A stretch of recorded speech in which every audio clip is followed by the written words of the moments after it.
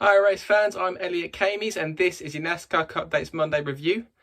Today I'll be bringing you the highlights and the headlines coming out of Kansas Speedway. Christopher Bell led the field to green with Tyler Reddick on his outside. Bell was able to hold on to the lead until Chase Briscoe spun across the infield with only 6 laps into the race. Tyler Reddick was able to get ahead of Christopher Bell on the restart with a help from Kyle Busch, who pushed him straight to the lead. Reddick was able to hold on to that lead until lap 35, where BJ McLeod spun into entry of turn 1, the roof lap on that car activating and opening up. Tyler Reddick led the field down pit road. Christopher Bell beat him off, only by a fraction. And there was plenty of drama in the pits as Denny Hamlin, Austin Dillon and Austin Cindric each got penalised for removing equipment out of their boxes. Kyle Larson also had a very slow stop.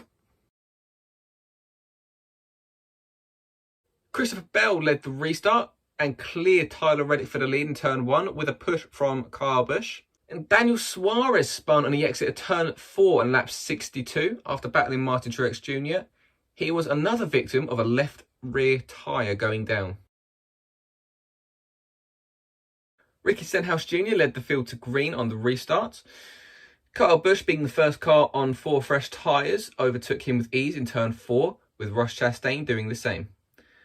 Kyle Busch powered on to win the stage, his 5th at Kansas being a series leading result. Ross Chastain was able to finish the stage in 2nd. Kyle Busch led the field onto pit road, but it was Chase Elliott beating him off. Elliott was later handed a penalty for equipment interference. Denny Hamlin was sent to the rear also for the same reason.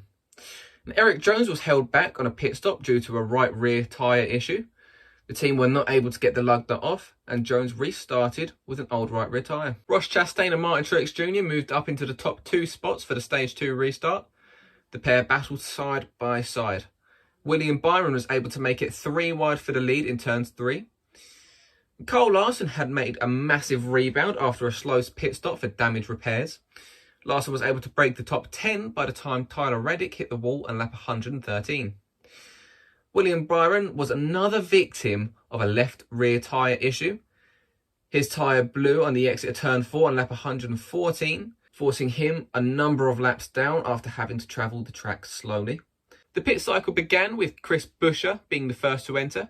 Martin Truex Jr. pitted on lap 124, Kyle Busch and Ross Chastain on lap 125, and Kurt Busch on lap 126. Kevin Harvick spun on pit exit, bringing out the caution. Harvick had downshifted, which made him lose control of his car. Erik Jones continued to have problems on his right rear as the crew worked tirelessly. The pits remained closed as NASCAR officials had trouble with timing and scoring, figuring out who should receive the free pass. Jones, in what could have been the longest recorded stop in NASCAR history, was finally able to get that right rear tyre off, although was trapped 7 laps down. Kurt Busch led the restart on lap 137 with Ryan Blaney right alongside him. The field got 4 wide in turns 2, battling for position. Austin Cindric did win that battle and held 6th place. Kyle Busch was able to get past Ryan Blaney for 2nd and close within 2 car lengths of his brother Kurt. Kurt Busch was able to power away to a margin of 2 seconds.